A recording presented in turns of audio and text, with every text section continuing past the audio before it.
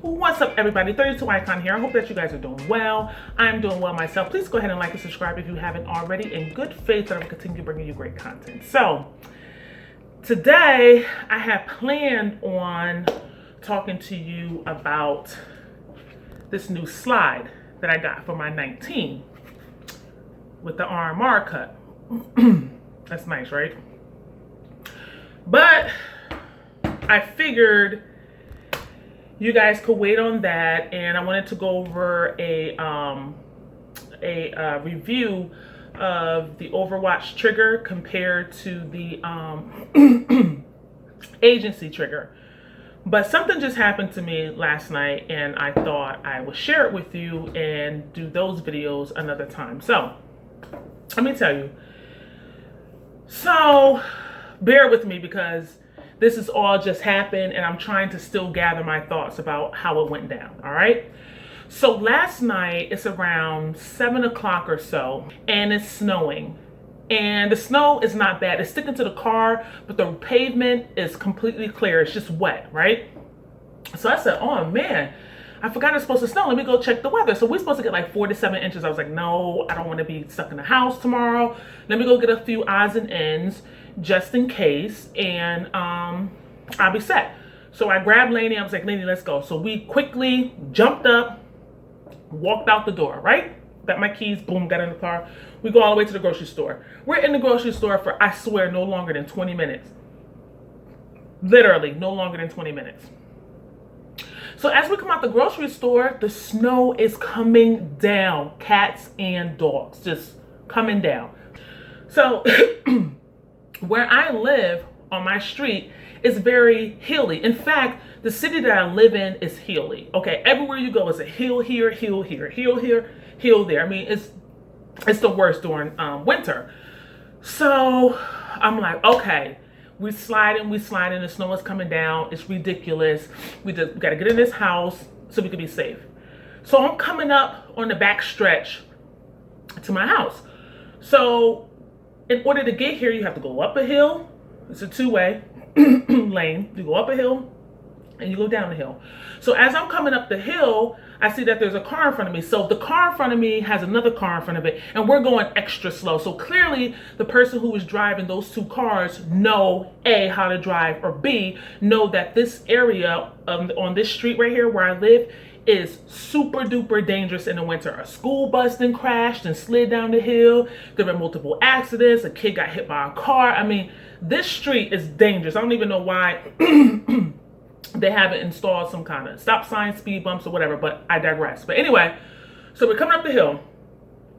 And I said, as we get to the top of the hill, I was like, Lord, please don't let there be a car behind me, because I know that person behind me is not going to be able to drive down this hill in this snow. As I said that, I'm like, okay, great. No one's behind me. So I'm going down slow, riding my brakes. I feel my brakes lock up a little bit, so I hit my emergency brake, and it, stops the car. So I'm doing well. I've done this before a million times. So now in order to get on my street, I have to take a right turn. So I signal, I'm about to signal my blinker. And when I realized that there were lights flashing through my rear view mirror, so I see these lights come up from behind me. And instantly I said, oh my gosh, this dude is too close. I said, whoever is driving is way too close. So I'm coming to the end of the hill. I put my signal light on. I'm about to turn. Now, as I'm about to turn, the way the street is set up, there's like concrete here and it's concrete on the other side. So I'm turning right in the middle to go up the street. Lo and behold, this behind me comes down, and as I'm turning, smack me right in the rear. So I'm like, you got to be kidding me. I'm like, who is speeding on the freaking snow day? We're already slipping and sliding as is. You're going down the hill. There are 3 cars ahead of you. Why are you even not even speeding? Why are you driving at normal speed? You're supposed to literally be driving 5 miles an hour, if that, because of the way this hill is. So he hits me as I'm about to go up the hill. And thank God he wasn't going too fast, because I would have hit the concrete and we could have possibly flipped over. It's my niece and myself in the car with the groceries, and so it would have been easy to flip. Anyway, I parked the car. I'm trying to get out the door. So I'm like trying to look for my cell phone because I'm thinking he's going to stop. No ma'am, no ham, no salami. The mofo keeps going, right? So now I'm pissed because now this is a hit and run situation. It's in the snow. The snow is coming down. And guess what? You think I have my phone? No, I don't have my phone. I have no phone. I have no way to get his license. I'm parked on a hill, so my car is still running. I put on my emergency brake so the car doesn't roll down the hill, because now I have no momentum to get up the next hill, which that's where I was turning onto to get to my house, because he done took my momentum away when I hit the curb. So I said, Lainey, run, go get my keys. Run, go get my phone. She was like, Olivia, I don't have my keys. Now, normally she has her house keys on her. She don't have her house keys. So now I'm trying to run down the street to see what they're doing on the side street to see if they're going to stop. I realized that they're not stopping. They have no intentions on stopping. So at this point, I'm like, So I say, so I have the keys on me. So this is where the story gets even more interesting. So if you hung in for this long, just hang on a little longer with my little cold too.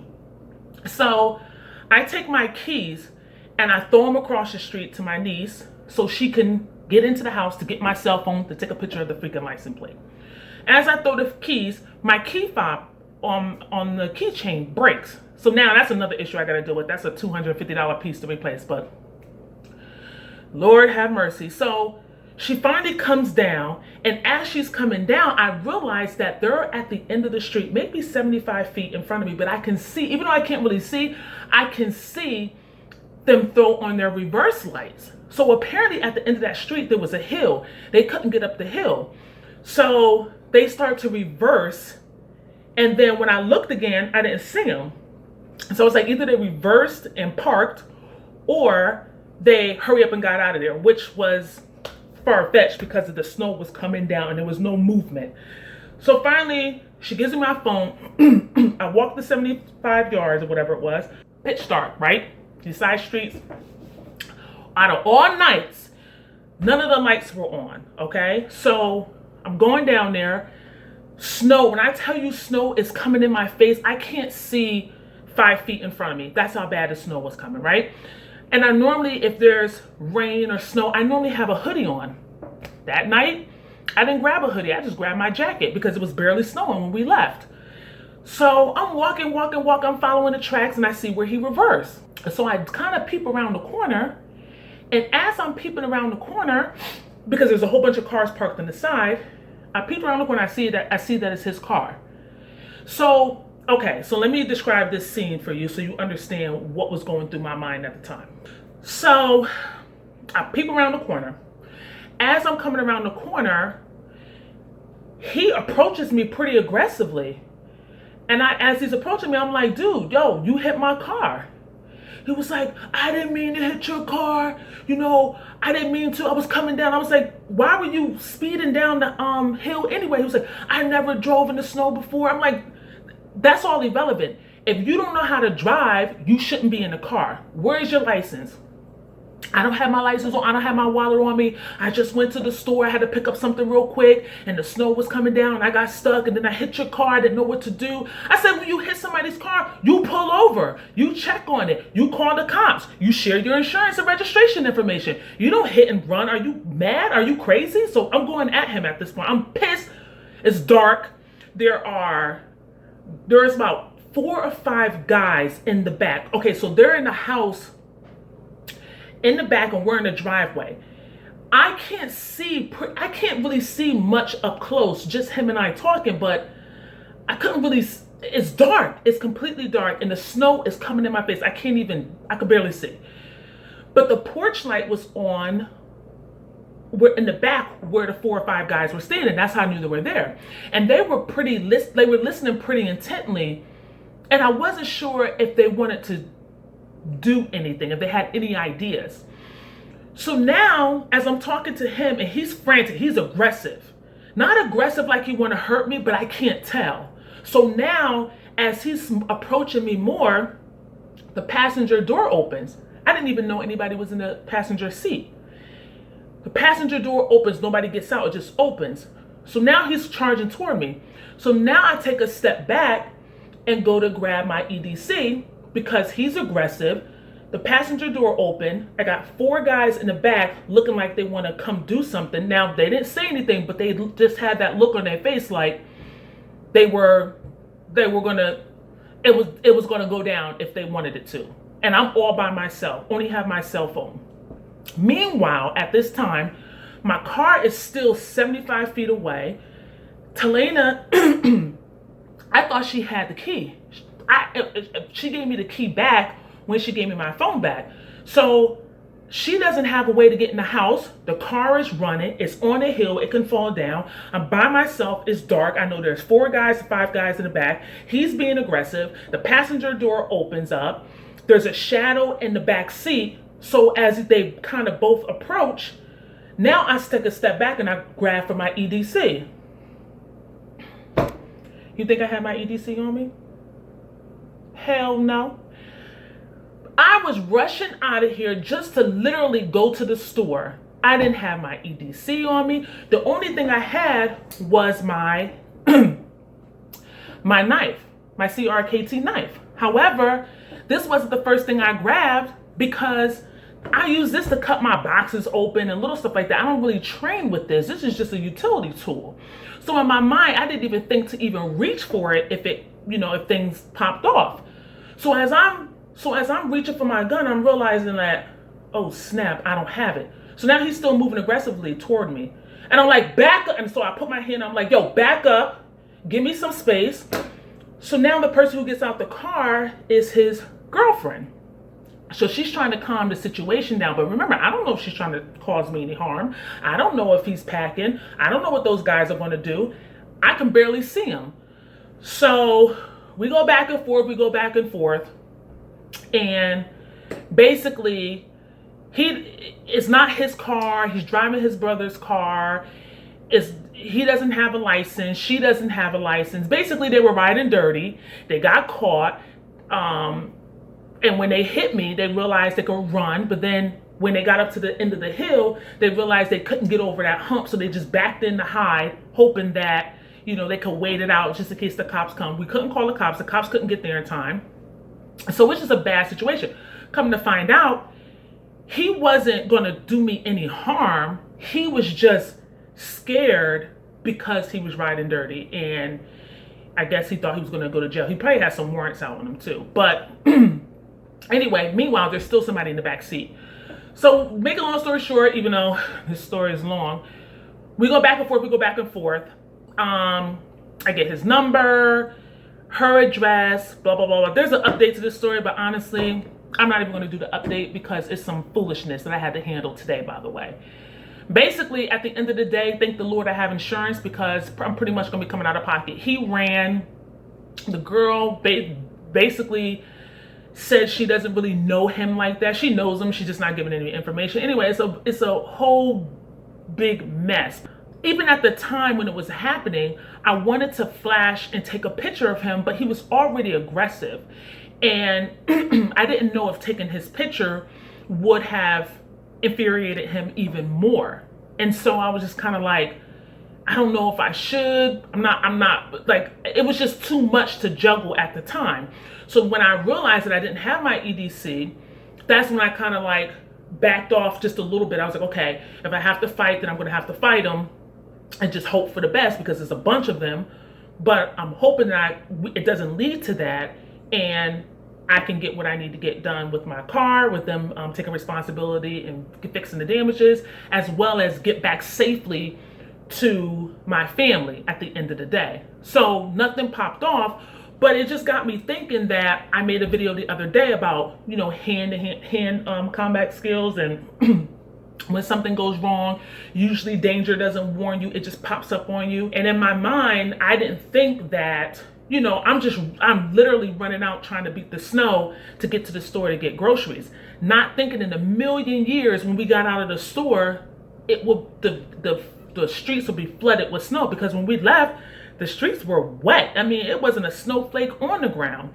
And so the way that it just changed, the weather changed so quickly, and the scenario escalated from, being easy breezy, get to the store and come home like I've done a million times with my EDC on me, to a hit and run and a possible physical altercation. And so I had to think about what I was going to do if something really did pop off, and what would be in my best interest and Telena's interest at the time, because she's still waiting for me and the car is still running on the hill. So anyway, I guess what I learned from that entire experience is that even if you going out the door for 5 minutes, literally down the street for 5 minutes, there's a possibility that you would need your tools on you. And that, never take for granted that you're just going down the street or running to the store or going to your neighbors and everything is fine, because you never know when trouble is going to break out. And the other thing about having your tools on you is that with my knife, I don't really utilize this as a fighting tool. This is more of, a utility tool, cutting boxes open and getting into stuff that I need to get into. I use this way more than I use a gun, way more than I use a flashlight. So I probably maybe might think about doing a couple of training things with this. I'm not sure, because at the time, it didn't even come to my mind that I had this on me for protection if I really needed it, because I don't train with it. I don't utilize it as a fighting tool. So a lot of things that I learned from that experience, and even backing out of the situation and letting him have his way, because I don't have anything to protect, kind of like de-escalating the situation, I should say. I know that he was rowdy, he was aggressive, and just de-escalating it, because you don't want it to end up being something that is fatal or something that you regret. So needless to say, he ran, basically. And then, oh yeah, I meant to say this part. So I got home to file the report, and this happened all around 7:30. By the time the police officers came to my house, it was 12:45 at night. So I told him, I was like, I thought about calling you then. He was like, it would have been no need. We wouldn't have been able to get to you. And he probably would have ran, which obviously he would have, because he wasn't riding legally. He was dirty, So anyway, I thank the Lord that it could have been worse. The damage could have been worse. And I didn't even show you, I could have showed you the pictures of the damage, but he basically damaged the door panel, and I guess that panel right above where the wheels and the tires are. But it's a lot of paint damage, not a lot of paint damage, but it's some paint scratches on it, and there's some structural damage. But it's nothing that you would walk past it twice and be like, what the hell is that? It's just kind of like, oh, somebody scraped her car. But still, I got to come out of pocket for it. So thank the Lord I do have insurance. Thank the Lord that, the car could have tipped over, but it didn't. Thank the Lord that, he could have been aggressive toward me, and those guys that were in the back, they could have been aggressive toward me. Thank the Lord that the people who were also in his car did not want to physically hurt me. I just have a lot to be thankful for.